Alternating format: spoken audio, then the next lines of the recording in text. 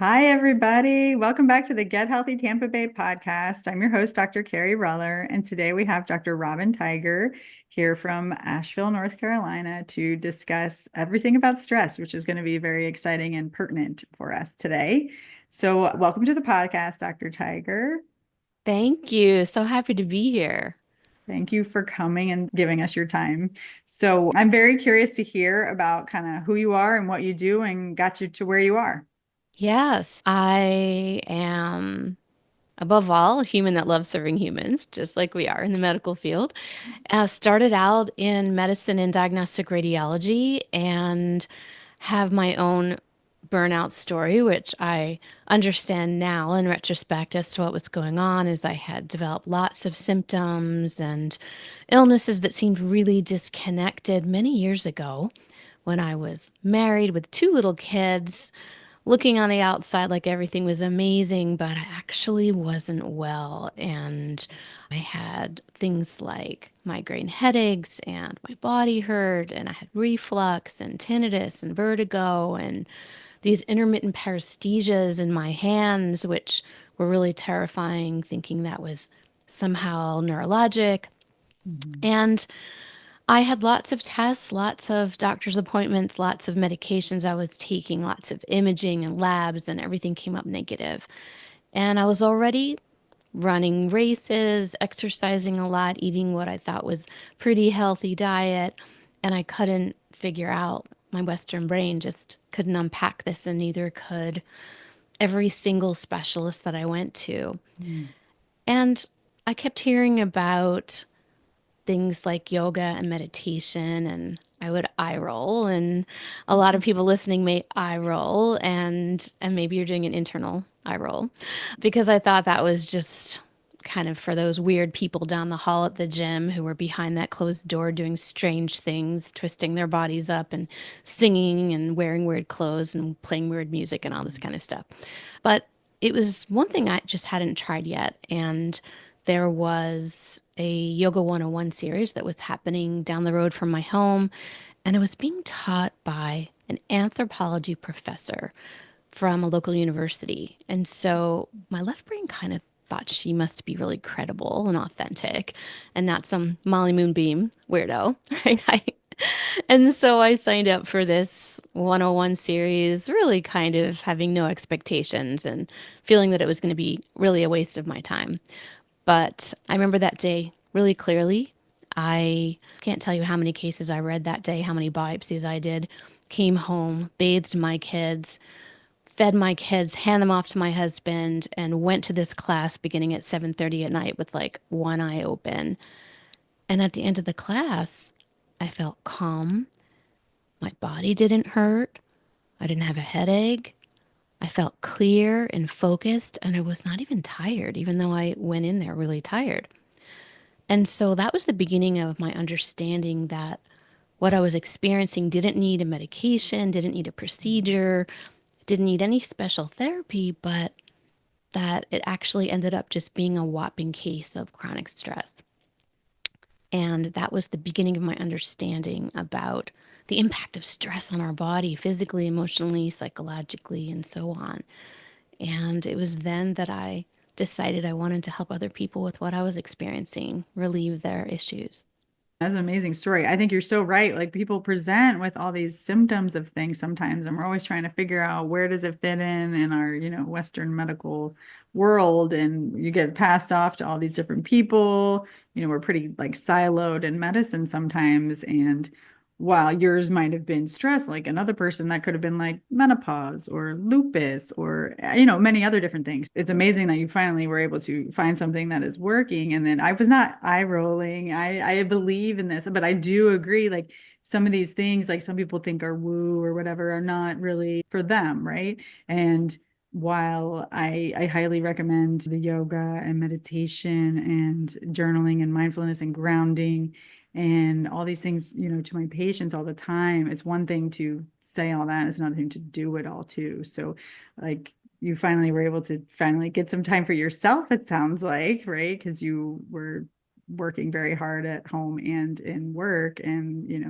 doing taking care of you is kind of what was probably being left out. Yeah, and just not taking care of myself completely, Hmm. like the whole person. So I was exercising a Right. ton, and I came to understand that exercise is really important for your stress. I know you talk about that and marathons and running and all of that, Mhm. right? And then there's specific tools that you can utilize Mhm. from the yoga discipline. So even the busiest of person, and that's what I've spent so much time doing over the past decade plus, is really deconstructing. You don't have time to go to an hour class. That's okay. Can we pull? And yes, you can, individual tools that work very quickly to help you feel better. So, really taking those tools from yoga and from meditation, and then understanding the impact of the food that we eat and the sleep that we get or not, and the connections that we make, and our escapes that we may choose to use, and so on, and how all of this is that whole package of really this bidirectionality between stress and all these things, and enabling yourself to relieve your stress and even prevent your stress at certain times. And so it's really been this evolution of education for myself. And then as I learn, I educate others. There's definitely a couple of things I wanted to unpack there. So one, obviously, I want to see what sort of tools, and I don't want to forget later to ask you like about stress prevention, right? We always hear about stress management, but not as much about the prevention piece. So I kind of want to go into that as well. But can you shed some light on the various tools that you're referring to? Yes, so all the different topics that I just mentioned really fall under the pillars of lifestyle medicine. So, for those of you that don't know what that is, it's a board specialty in medicine. So, it's actually a board certification, it's a real medical field that has understood that there are specific behaviors, we call them lifestyle choices or lifestyle changes that you can make to relieve symptoms, illnesses, to sometimes reverse illnesses and diseases and even prevent illnesses. And so the categories are stress management, healthful nutrition, focusing on a whole food, plant forward, plant centric eating pattern, getting nourishing sleep, doing appropriate exercise, connecting with others, and avoiding escapes, including risky substances. And so when we really focus on all of these pieces, it's really the spokes on a wheel that make the wheel go all together that help Mhm. us to relieve our stress, and then pulling tools from each of those disciplines. For stress itself, I really see that as being the umbrella under which the other pillars live. So when you're feeling stressed, you're going to choose what? I posted about that today as we were just talking about. Yeah. You're going to want added sugar and saturated fats and lots of chemicals that you can't spell or pronounce, right? When you are stressed, you are probably not going to exercise properly, either not enough or too much, depending on which direction you go. When you're stressed, you're not sleeping well. When you're stressed, you are not connecting well with others. You're either isolating yourself or you're not the nicest person to be around. When you're stressed, you're more likely to overdrink, overuse recreational drugs, overshop, over scroll on social media, I've had clients over garden, over needlepoint, over anything Oh, so God. that Yeah. you're escaping, right? And nature actually is the seventh unofficial pillar. And so not getting outside enough and not connecting with nature. So we have direct tools that we can utilize, which are the way that we breathe, moving our bodies, working with our mind, such as meditation. And then the Mhm. indirect ways would be the things that I just mentioned are, you know, certain foods that you eat, your sleep, your exercise, your connection, and avoiding escapes and getting outside. And so lots of different ways we can focus on relieving and, as I mentioned, preventing stress so that it doesn't cause all these symptoms and ultimately wreak havoc, creating lots of illnesses and diseases. The most common in the world: high blood pressure, diabetes type Mhm. 2, heart disease, stroke, dementia, cancer progression and growth, and so on. Yeah. So I like how you mentioned exercising because you said too much is a problem too, right? Perhaps. Yeah. And yeah, it might have That been was where me. you were going, right? Yeah. Because Yeah. you mentioned you were still running and doing all the things, but not, I guess it was then an excessive amount, perhaps, rather because you didn't have the other things in place too. So you mentioned also food, and you said perhaps at that time where you were feeling pretty stressed, you weren't eating the right things. Is that something that you also changed, moving toward a plant-based or plant-forward lifestyle as well? Yeah, so I was pretty good about a lot of the saturated fats and trans fats and even the added sugars, but I was eating processed foods. So some of what I was doing was a lateral move. I didn't realize that if I was eating vegan turkey, that was really unhealthy for me. That if I was eating Mhm. a lot of the vegan cheeses, not all of them, but some of them, the vegan, certain meats, just because it's vegan doesn't mean it's healthy. It could be a lateral move in the sense that it could be full of chemicals, Mhm. additives, things that aren't healthy for you, sodium, and so on. And so, what I came to understand as I studied lifestyle medicine more and dove more into nutrition is that, oh, some of what I'm doing, yeah, it's protecting animals and it's protecting the planet, but it's not protecting me because it's really a lateral move. I'm still pouring stuff into my body that's unhealthful. And so that's when I transitioned more into a whole food dietary pattern where I was eating more foods in their whole form and not in the processed form. And I just kept feeling better and better as I made these changes. Yeah, absolutely. It's always blows my mind of all these different products that are vegan that are full of a bunch of random things that makes it no better than eating the animal product at all. So, I mean, I'm sure I also try to get people off of ultra processed foods, and those are definitely considered ultra processed when they have all these names that you can't pronounce, right? So I like how you also mentioned like a lateral move. I think that is kind of a good explanation of kind of what you were doing. But it's a good thing that you have found these principles so that you can teach them. So well, tell us what you do currently, because you clearly have overcome this and are working with individuals and groups and do a lot of speaking. So tell us about what you currently do. Yeah, so I really try to educate in as many different ways as people like to learn, because we're all learners in different ways. Some Mhm. people are readers, some people are auditory learners, some people are visual learners, some people are tactile learners. So, like you mentioned, I do give a lot of talks, both virtually and in person. I have online digital programs for people who like self-paced online content. I do group coaching and one-on-one coaching, both for my own private practice as well as for other people's groups. I run retreats. I have one coming up in Africa in January.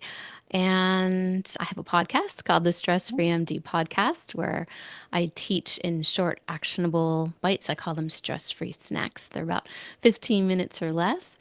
And most recently, I have a new book that I just published called Feeling Stressed is Optional. Awesome. That is so much stuff. I don't know how you do it all. You must be very busy. So well, I would like you to tell us a little bit about like what's in your book. Yeah, so it's a lifestyle medicine infused book Mhm. focused on the stress pillar. And feeling stressed is optional means that we can't prevent the stressors in our life from coming, whether that be situations in our life directly affecting us or in the world or internally, those thoughts that we have. But what we can do is interrupt and regain control of the feelings and the emotions that come from those feelings of stress. And so, as I described earlier, really the spokes on the wheel, all the pieces. So, the book goes through how stress is related to this bidirectionality with the nutrition that you eat, stress as it relates to exercise, stress as it relates to sleep, as it relates to connection, as it relates to escapes, and so on. And each chapter is dedicated to one of those topics. And because I frequently hear, well, I'm told I need to stop stressing so much and I need to sleep better, I need to eat better, and I need to move my body better and all of these things, but I don't know how. So, what this book is and that makes it very different is that it's an interactive, multi-modality book, which means that I've included QR codes throughout the book with short videos that you can practice tools along with me. And they're all about 5 minutes because of how busy you are, right? And Mhm. so there are videos to teach you how. And there are downloadable worksheets to help you as well. So if you're someone that likes to journal, if you're someone who's visual and tactile, if you're someone who just likes to read, the tools are written out. And so I've really tried to cover as many ways as I can for people to learn based on how you like to learn best. And there's even a book chapter for book groups. So if you're someone who likes book groups, I already created the prompts for that as well. Nice. So I guess you mentioned something about people making the change, like how do they do it? Or how do you help them? Like what insights and advice do you share that kind of help them overcome those barriers of making lasting changes? So before I even get into any of the content, whether you're working with me one-on-one or in a group or reading the book, is I teach effective behavior change because I have found that that really needs to be the foundation for anything that we're doing, whether it's related to anything that we just talked about or whether it's related to another goal that you're Mhm. trying to achieve in your life. So, really understanding behavior change and taking you through specific steps of behavior change and laying that out so that once you understand that foundation, then we can apply that to any goal that you're trying to achieve. So I think that is the very first important key piece of education that needs to be put in place, which I focus that way in the beginning of the book and as well as when I'm coaching. Yeah, no, that's super important. I think it's this, we recognize the states of behavior change and then where do you go from there, right, on how to actually implement it. But obviously the reason why is super important. So how do you help, I guess, readers and everybody listening? Do you like imagine this life of calm and balance for someone who feels stuck in stress? What's the first step they can take? The first step is wanting to make a difference in your life. And, some people just say, oh, there's a lot of guilt involved, particularly I know from the medical field. I feel guilty complaining. I have this great job. I have a wonderful spouse. I have incredible kids. I have a beautiful home. I have nice cars. I have, right? All these things. And so there's a lot of people that are shoulding themselves. I shouldn't feel guilty about feeling stressed because this is what I signed up for. So I always invite people to wipe the should off, to just wipe Mhm. it off and to recognize first that it's okay to acknowledge that you're not feeling okay. It doesn't matter how much you have or how much you don't have. It doesn't matter how much money you have or how much money you don't have. It's okay to recognize that you don't need to feel this way and you don't have to feel guilty about feeling this way. And then being open to asking for help and wanting to learn how to make a change. The first step is just that. You're right. I mean, it's one thing, admitting the problem, like we would say with some other things as well. Yeah. Can you walk us through like a big transformation that you've had with one of your clients or patient or however you want to, I guess it's client for you. Yeah, right. It's yeah, it's I guess at this point in if it's coaching, it's Yeah. client. And yeah, wow, there's been so many amazing transformations over the last decade plus. I'd have to say that maybe even one of the most recent was a mom, Dr. Mom, married to a doctor with young kids. And her marriage was pretty much over. She and her husband were seeking to get a divorce. They were in the process. She couldn't stop screaming at him, screaming at her kids. She was overweight, hypertensive, pre-diabetic, and her kids were miserable. And the family was just falling apart. She hated her job. She hated her life. She hated coming home. She thought that her family hated her. And she herself wasn't well. She was heading down that drain of all the chronic diseases that we mentioned earlier and potentially more. And so when we first started working together, we really poked holes in what was going on and got down to what was most important, physically, emotionally, psychologically, and really starting to implement behavior changes around her thought work, which comes from the life coaching component of what I do and educate on. But even before that, I call it bottom up, top down stress relief, understanding that you're able to much more effectively work with your thoughts when your body is in a calm place. And so, really incorporating stress relief tools that she found helpful. So, creating a toolbox for her that worked to help her feel more calm, teaching her thought work so she can start to work with her thoughts. And then from that place, incorporating an exercise routine, an efficient and effective sleep pattern, dietary changes that were not feeding her emotions that didn't serve her, ensuring that she was getting connection with people that did serve her and releasing connections. I call them completing relationships with people who didn't, and recognizing when she was escaping. And the positive of all of this was that, first of all, she said, my kids think I'm a cool mom. My kids think I'm a cool mom, that they're asking to spend time with me and hang out. She and her husband are no longer seeking a divorce, that their marriage has been repaired. She has lost weight. She's come off of her hypertensive meds. She's no longer pre diabetic. She's feeling amazing. She's loving her job again. And so it's just like all of these things just started falling into place. And so it's just such a beautiful, beautiful story. And Mhm. it required no medications, no procedures, no outside therapy. It just required some behavior change and implementing that and knowing how. And so know that if you're feeling this way, it doesn't have to be this way. And that sometimes you have symptoms and they are related to something truly in need of medical care. I'm a Western trained physician, as are you. But research shows that up to 90% of our symptoms are secondary to chronic stress. Up to 90% of what you're reporting to your primary care clinician about is related to chronic stress. And so there are ways that you can help yourself. And medication is always there, and procedures are always there, and therapy is always there if you need them. But it's Mhm. wonderful to be able to start with yourself first. Yeah, absolutely. That was an amazing story. This is an unfair question, but what do you think was like the top one or two things that she changed that was the biggest impact of her overall transformation? It began with her being able to relieve her stress. Hmm. And I really do believe that that is that umbrella under which everything else falls. And when you are dysregulated, when your nervous system is going haywire, when your stress response is way up there, and you've got all of this stress hormones, the cortisol flying, the cytokines, which are the inflammatory markers in your body going, you feel terrible. You can't possibly think straight, and you can't possibly be healthful and be fulfilled and feel joyful when all this havoc is happening. So that's why I love to focus first on the stress and the anxiety piece.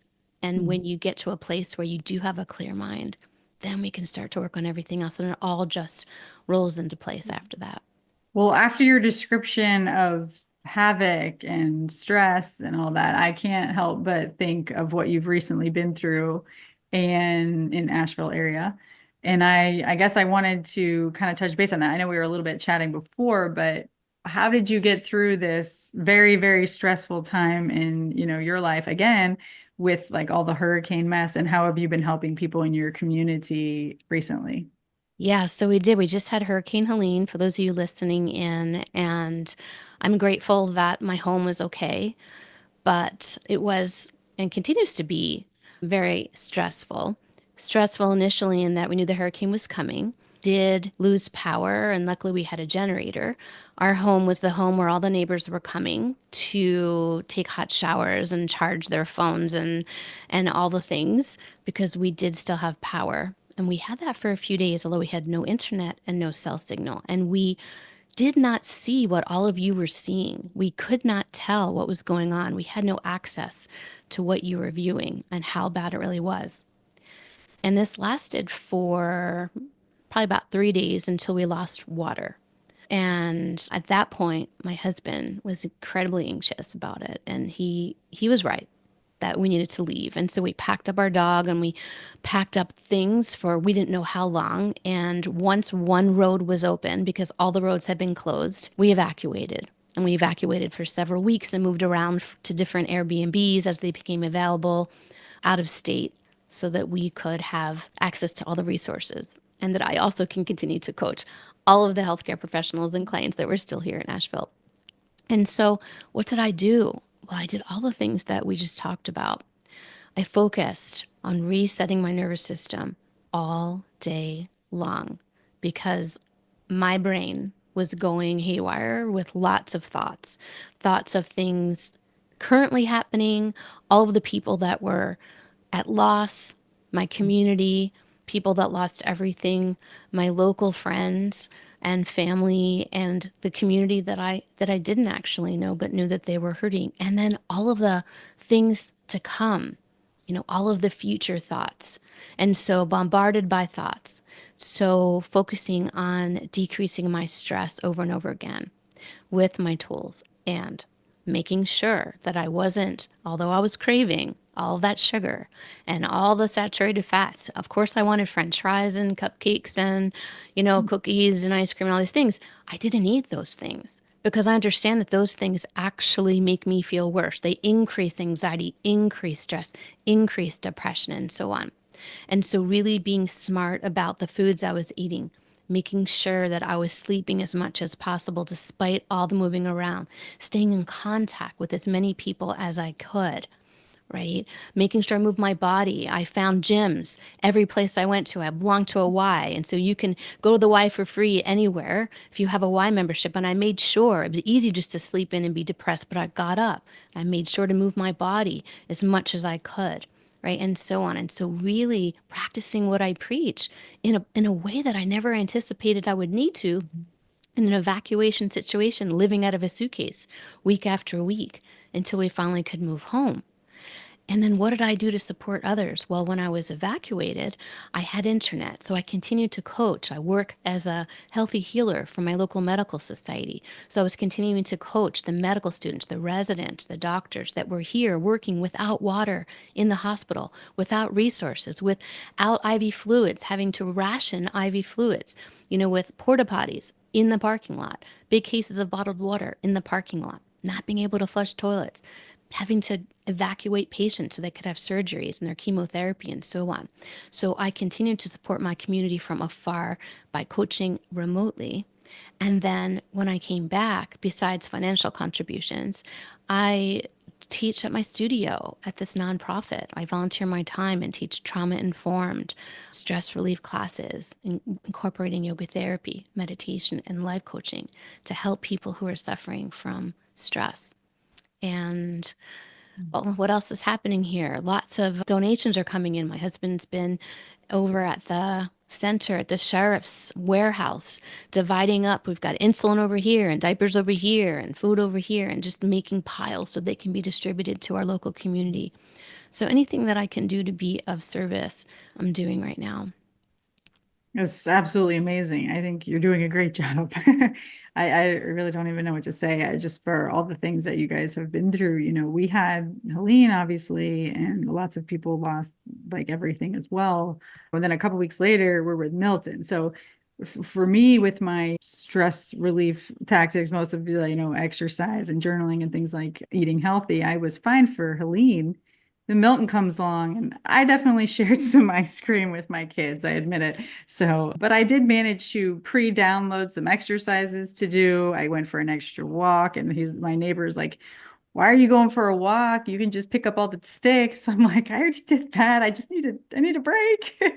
So, I mean, we all, we're trying to get through it as well. But I mean, I think it's amazing that you were able to do all the things that you preach, like you practiced, and it's very, very important for you to get through it, but also it's really nice that you've been able to help your community who's definitely been suffering. So, I thank you and commend you for everything that you've been doing. That's amazing. Yeah. Well, thank you. And I think that there's this underlying theme of presence that I'd like to bring Mhm. attention to. And it's really being present with the moment because our brain is constantly going to there. worried about this, that, and the other thing, and what's over there, and just constantly coming back into the moment. I'm okay. What's going right now? I'm okay. I'm okay. My family's okay. We're okay. Everything's okay. And constantly coming back to that moment. And it just really helps to ground you when you say, what's going right? Because our brain is constantly full of what's going wrong. So asking yourself all day long, I do it, what's going right now? What's going right? And that's really, really helpful to bring you back to that present moment so you can recognize you're okay in this moment. It's okay. Mhm. And that's also really, really helpful. Yes, that's really good advice. I'm doing it right now. What's going right? It's so true though. Like, I feel blessed that, oh yeah, we just lost power, we had some trees to clean up and we didn't lose our roof or anything like that. And we didn't get flooding. So, I mean, certainly I feel, blessed, and like everybody can. What's going right? They're safe, they're alive, things like that. So, and obviously other things in life can throw us a curveball, but like you said, always focusing, maybe I usually say like complain for 5 minutes and then look for what's going right. Yeah. Yeah, allow it. We need to allow the feelings. That's the other thing. It's Mm-hmm. really important, Carrie, is to allow, right? We need to Mm-hmm. allow the feelings because if we don't and we push them away, we cause what we call issues in the tissues. It actually makes us sick. So we need to just acknowledge, I'm feeling grief right now. I'm feeling anger right now. I'm feeling frustrated. I'm feeling sad. I'm feeling whatever. You can acknowledge it. We want to acknowledge it and you can allow it and then take care of yourself as well. Mm-hmm. So we can hold space for both things. I'm allowing these emotions and I'm okay. And Mm-hmm. just really, really holding space for it all at one time. Yeah, and recognizing it and labeling it is helpful as well, right? Mm-hmm. Yeah, so good. Yeah. Well, is there anything else you'd like to share with our listeners today? I guess I would just say that know that you are born with and have the innate ability to feel better whenever you want to. You just need to learn how. And if you don't know how, don't feel badly about it. It's not your fault. You just were never taught.